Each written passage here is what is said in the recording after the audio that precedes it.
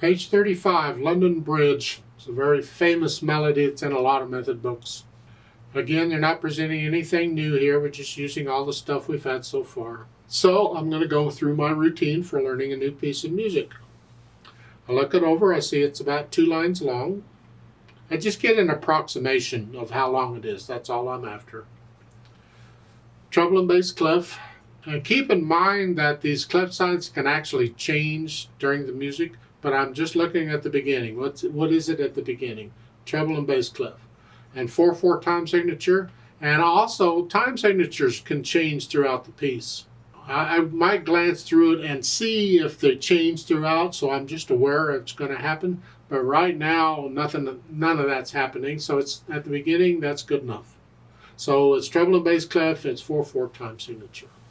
Now looking it over, I see quarter notes, half notes, and whole notes, and all the rest. We can do that. Now on this, and most of the time it's just one hand or the other playing. At the beginning of each line, you have them playing together, but the left hand's just playing a whole note. It's just holding it down. So I'm going to go ahead and take both hands together here. The right hand starts here, and the left hand starts here. We're in the middle C position, and you're just playing these 2 notes at the beginning, but the left hand just holds it down.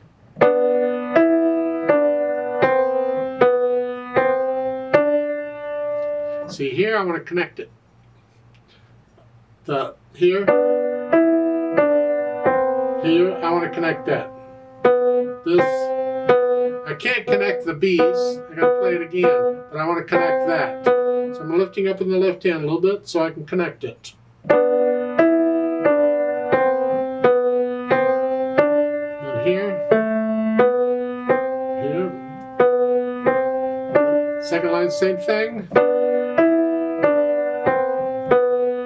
Get the idea? So you go through and put the hands together, and then go back through the treble spots and get rid of the hesitations, work them out, so it's a steady beat.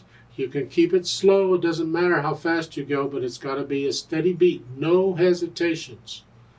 And then after that I can think about the interpretation. Well, first the natural accents. 1, 2, 3, 4. 1, 2. 1, 2, 3, 4. 1, 2, 3, 4. 1, 2, 3, 4. That's what I'm thinking about the natural accents. And then I can think about the phrasing. Well, they put in commas in here, so you have choices. What sounds and feels like a musical thought or a musical sentence?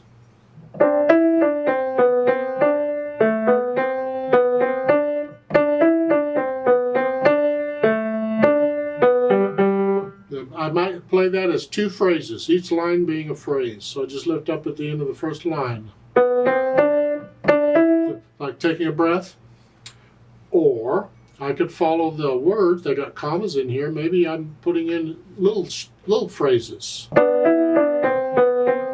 up, lift up, lift up, lift up. I can lift up between each of those. That's interpretation. How do you feel it should go? Now, I wouldn't go that fast. I play it fast when I'm listening for the sentences, because I can hear them better if I play the melody a little quicker. But once I get that figured out, then you can go back to.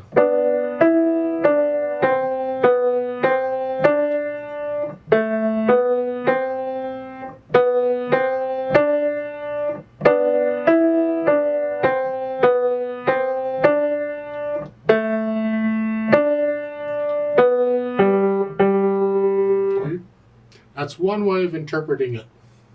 You don't have to play it like that. You can play it as you feel it should be played. Just try and do this without looking at the keyboard and no hesitations anywhere. Let's play it together very slowly and check all the notes and rhythms. I am going to lift it up between the commas for the phrasing, and just a little lift here. So I'll give us 4 counts. 1, 2, ready, go. 4, 3,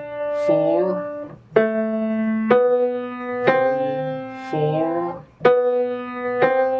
3, 4.